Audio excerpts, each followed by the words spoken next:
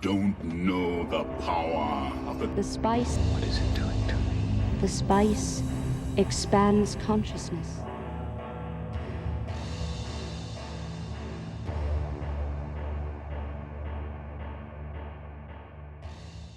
What's up, everybody? This is the Hedge Mage, and welcome back to another episode of Spice of the Week, where we take a look at some of the most unique and interesting decks currently being played in paper in the Pauper format. And like we do every week, today I have selected for you 3 decks that we will be taking a look at that truly exemplify the play experience of playing in paper. But before we get any further, if you guys enjoy the content that I create, if you could leave a like on this video and subscribe to the channel, I would greatly appreciate that. And with that said, let's get into it. And the first deck that we're taking a look at today is Abzan Midrange Deck by Adrian O. So let's take a look at what they're bringing in their mid-range pile. It does appear to be a deck that plays Guardian of the Guild Pack. This card is really good in the current meta, as there is just a ton of mono-colored creatures, and even within the Pauper format, there isn't a lot of multicolored cards. They definitely seem to be printing less and less of multicolored cards at the common rarity. Unless they're in certain sets, you don't really see them. Like if we're in a Ravnica set, we'll probably see some new multicolored commons, but a lot of times you don't really see a whole lot of those cards being printed at common. Maybe we'll get some downshift sometimes, but yeah. So Guardian of the Guild Pack is basically an unblockable creature in that sense because they're pretty much all your creatures are either going to be colorless or monocolored. And also, this card is very good in the current meta, so if they are attacking at you with Tolarian Terrors, you can just easily block those Tolarian Terrors and just soak up all the damage. So their big threats like that don't really matter when you have Guardians of the Guild Pack. So this card really does a lot, so it's unblockable. It's a great blocker in itself. So very good card. Then we also got 4 copies of Jewel Thief. Nice little grindy card here. 4 copies of Kasali Pride Mage. There we go. Yeah, this definitely seems like a bit of a meta call to be running 4 of in your deck. I mean, the Exalted is nice and it does do nice things with the Guild Pack, but is this also artifact and enchantment removal? So if Glitters has you down, this seems like a pretty decent card to be running. Um, since that's the biggest threat in terms of enchantments right now is definitely all that glitters, which is just totally warped the format in my opinion. So yeah, Kasali Pride Mage also has Exalted too, so that is pretty interesting as well. We also got 4 copies of Thraben Inspector. Definitely a staple of the format. Just a very solid 1-drop. Gets you a clue token. You can use that to up your affinity count or your metalcraft, or just another way to draw an extra card.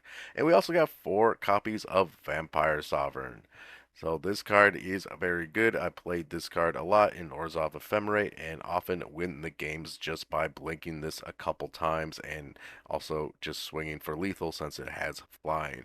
So very good card here as well. So it seems like a pretty solid creature pile. In their sorceries, they got 4 copies of Castigate, 2 copies of Duress, and 3 copies of Read the Bones. Now, Read the Bones is a card that I have not really seen a ton of.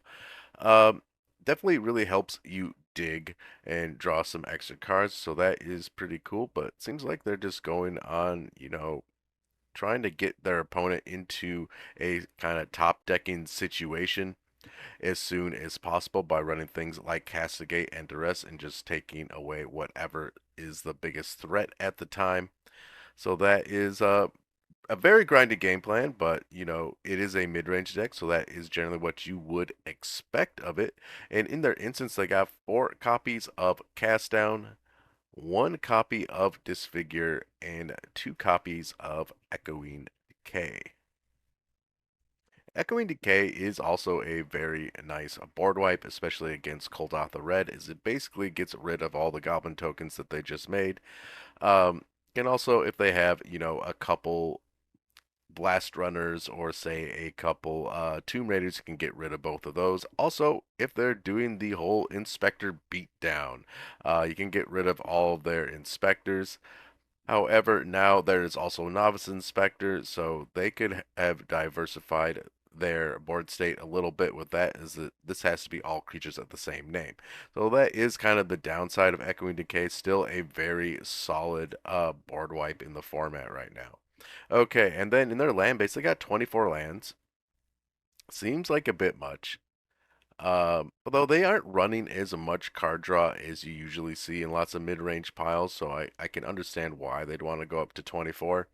I might go down to 22 personally, but alright, so we got 24 lands. Let's see what we have here. We got 2 copies of Blossoming Sands, 4 Bajuka Bog, and this deck just seems very, very prepared for the Terror and the All That Glitters matchups. Alright, so we got 4 Bajuka Bog. Love to see that. 2 Crystal Grotto, 2 Dark Moss Bridge, 1 copy of Evolving Wilds, 1 Forest, 2 Goldmire Bridge, 1 Golgari Rot Farm, 2 Jungle Hollow, 1 Orzhov Basilica, 1 Plains, 2 Scoured Barrens, 1 Swamp, and then 2 Thornlight Bridge, or Thornglint Bridge. There we go. So yeah, lots of indestructible lands and gain lands, and a couple bounce lands here as well. So that is pretty interesting. I wonder if they see a lot of Ponza wherever they play. It does seem like quite a bit of tap lands.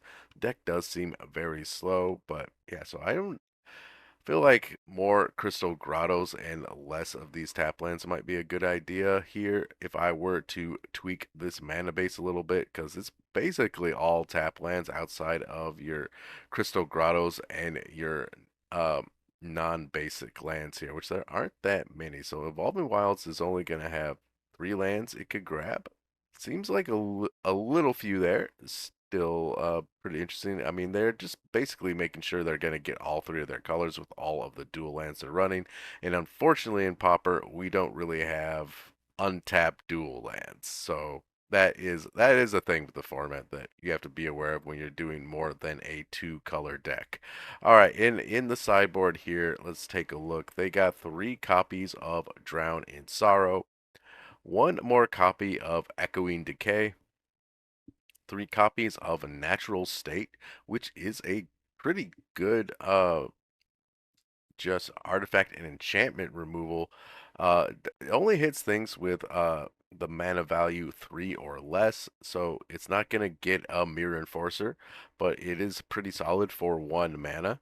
And then we also got 3 copies of Pulse of Murasa, and 3 copies of Relic of Progenitus, and then 2 copies of Slice from the Shadows, which is a new card we haven't really been seeing popping up much. Definitely seems like it's a card that fits into very niche decks. I mean, you kind of have to have a lot of ramp to really make this card worthwhile.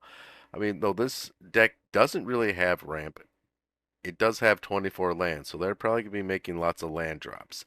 So they'll get up there with this card, that's for sure. But yeah, pretty cool to see this card here. Uh, all in all, seems like a very, very grindy mid-range deck. And the next deck that we're taking a look at is Fungo Deck by Martinez MTG. I believe we have taken a look at other decks by this same player before. They definitely seem to be very much of a prolific brewer in the format, especially when it comes to playing in organized play. Um, so yeah, let's take a look at what they got going this time. All right, so we got some kind of gruel pile here. We have 4 copies of Generous Ent, 3 Hooting Mandrills, and 4 copies of Oliphant. So a lot of land fetching here with Generous Ent and the Oliphants, and I'm guessing we get a pretty big graveyard. So Hooting Mandrills will probably easily be a 1 mana 4/4 trample. So that's pretty cool. All right, in their sorcery pile, we got 3 copies of Burning Inquiry. So this can fill up the graveyard, as you can just put 3 cards in your graveyard. 4 copies of Faithless Looting. And then we got 4 copies of Land Grant. This card's really fun as it does make it possible for you to take a no land hand with, say 2 Oliphants or a couple generous Ents in hand. So you just play this for no mana, grab your land, grab an untapped land and or your forest, and then find whatever land you need with your Oliphants or your land fetches. So that's pretty cool. Then we got 18 copies of Slime Against Humanity. So we got a slime deck here. So this is Gruul Slime. So I have I don't think I've taken a look at Gruul Slime before. I've definitely seen the Simic version quite a bit. Um, I played against the Simic version, I think at least once, and it can get pretty brutal pretty fast, which is how big the slimes can be. So definitely see why they're trying to fill up their graveyard. Also, your count for the slimes also includes exiles, so things like hooting mandrills is just another threat that you can play. So that is pretty cool. Alright, in their instant pile, we got 3 copies of Fiery Temper, which they do discard some things a bit with, what was it, their Faithless Looting and Burning Inquiry, so that can be just another Lightning Bolt. And then we also got 4 copies of Lightning Axe. So this is a pretty solid removal spell, also lets you discard a card. So works with your manas here with the Fiery Tempers as well. And then 4 copies of Lightning Bolt. So we got, a pretty decent package of removal spells. So 11 removal spells, which I think is good to have some level of interaction when you're playing slime decks. I definitely think that sometimes people go a little too all in on the slimes and just end up not having enough ways to interact with what your opponent is doing, because the slimes can be pretty easily dealt with a lot of different cards. And then we got 2 copies of Bitter Reunion. So this is another way to fill up the graveyard by discarding cards. Also works with, our Madness card that we looked at up top there. And also lets you draw some cards. Also gives your creatures haste. So if you're able to play like a bunch of slimes, as well as maybe dropping a Hooting Mandrills, you can give them all haste and hope maybe swing for lethal that way. So Bitter Reunion is definitely a very solid card. Have seen it played in Turbo Reanimator lists before, so definitely felt the power of this card. All right, in their lands, we got an 8 land build. Okay, so now we see why we have land grant in the deck. There is very few lands. I might go up to 9. I've definitely been more of a fan of 9 land builds when it comes to land grant than maybe 8, but maybe this works with the generous sense and the Oliphants.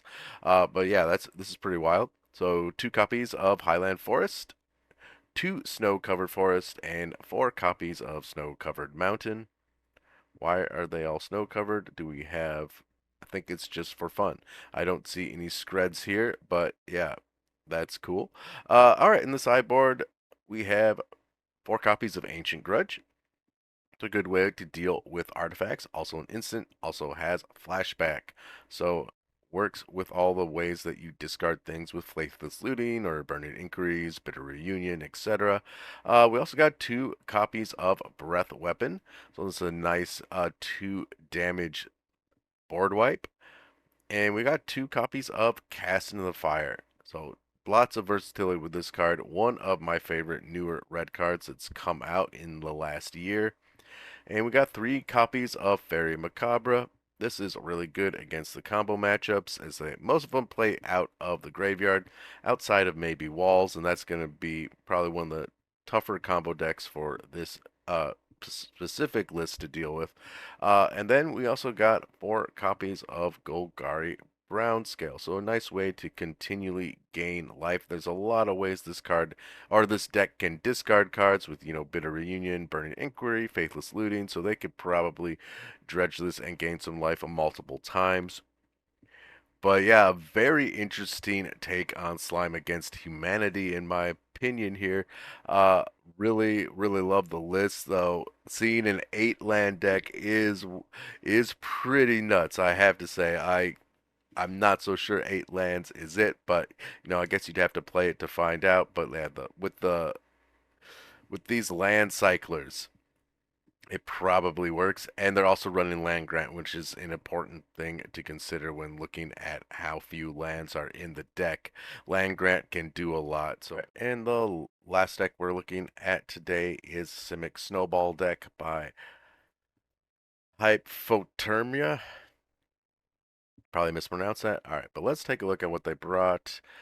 We got in their creatures about 25 creatures. We got 3 copies of Annoyed Allosaur, so we are looking at a Cascade type list. And 4 copies of Arbor Elf, 1 copy of Boulder Branch Golem, 1 copy of Entourage of Trest, 3 Generous Ent, 2 Jewel Thief, 3 Llanowar Visionary, 2 Muldrifter, 3 copies of Rhyme Tender, which this is a card I haven't actually seen being played in the meta before. So yeah, they must be on an all snowland build, which is generally the case with Ponza list, which I'm guessing this is also Ponza. It's usually see Ponza and Annoyed Allosaur in the same deck, also the Arbor Elves. But yeah, so this is basically, they have 7 Arbor Elves in the deck. So that's pretty cool. And then we also got 3 copies of Saros Packmate, a nice way to draw some cards. Also a nice hit off of Annoyed Allosaur's Cascade trigger. Alright, so let's take a look at their sorceries. They got 3 copies of Lorien Revealed, so a very solid card if you are in blue in any way, shape, or form, as it lets you draw cards mid to late game. Also lets you make sure you get the lands that you need with its island cycling ability. So very good card. We also got 4 copies of Wonbuli Acid Moss, so a land destruction card. Can usually do this with this deck easily turn 3 pretty consistently.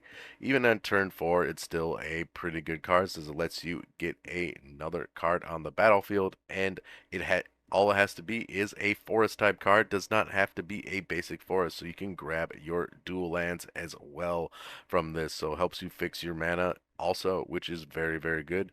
And we also got 3 copies of Temporal Spring. So this can put any permanent on top of their library. Could be their lands, could be something else maybe that you don't want them to have currently. So a lot of versatility here with this card. And in their instance, we got 1 copy of Eureka Moment. So interesting, they're running Eureka Moment over something like Growth Spiral. I feel like Ghost Spiral is just better for the 2 mana. You draw 1 less card, but it costs 2 less mana. But still, Eureka Moment is a pretty interesting choice. I haven't actually seen this being played before. Also got 1 copy of Pulse of Murasa. So this lets you get, maybe you getting your generous ent back because you need to get that food token because you're about to die to burn. Also lets you gain 6 life from it, so it's a pretty solid card in the deck. In their enchantments, they got 4 copies of Utopia Sprawl, pretty classic for Ponza list, and then 4 copies of Wild Growth. Oh, very cool. Lots of ramping here with these 8 enchantments.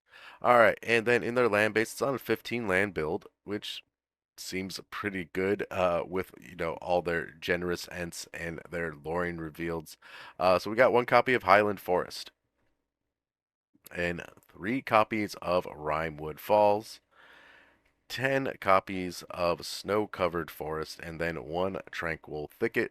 Love seeing the old cycling lands here. I always try and work maybe 1 into a lot of my decks. Is that flooding can be a thing that happens no matter what your land count is. I've seen it happen on, you know, 13 land decks. And sometimes just having 1 cycling land can really help that out. Is it just, okay, I just drew a land, I don't need it, I have so many lands already, I'll just pay a mana to draw an extra card. So yes, so love seeing cycle lands being played. I think they're often forgotten about in a lot of the newer decks coming out, as I think they are still very good and very useful. Though they are a tap land if you have them earlier on in the game, which can kind of suck. So I generally wouldn't run more than 1. This person seems to be on the same game plan as I would be with that. So that's kind of cool. Alright, and then let's take a look at their sideboard. On their sideboard, we got 3 copies of Cast Into the Fire, very, very solid card here, especially against Affinity. And we got another copy of Entourage of Tress. I'm guessing they would bring this in against grindier matchups, as just drawing an extra card every turn can really help a ton. And then we also got one copy of Fiery Cannonade. Good 2 damage board wipe here, and another copy of Pulse of Marasa, 2 Relic of Progenitus, 2 Return to Nature, which is a pretty solid card for the sideboard. I think I'm actually surprised we don't see more of these, as this does, basically does 3 different things in one slot. So it destroys an artifact, destroys an enchantment, or you can exile a card from a graveyard. So you can bring this in against a variety of matchups. So it's a pretty solid card. Always surprised we don't see more of it.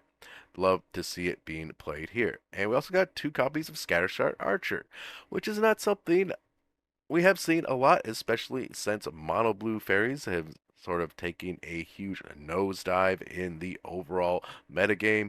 Any deck running green when mono blue fairies was top, they basically ran 4 of these in their sideboard. And since then, a lot of people have taken them out. Interesting to see that we still have 2 of here.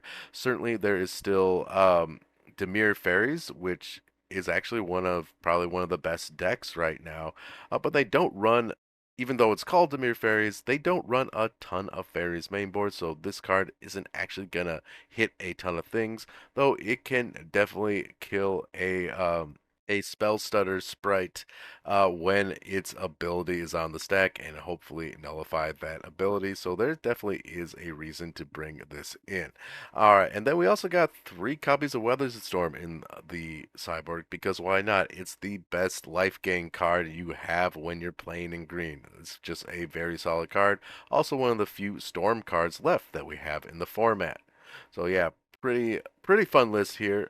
Basically splashing red for a couple cards in their sideboard. Surprised we're not seeing any Screds in their sideboard, as that is just also a really good removal spell. But still a very, very fun list.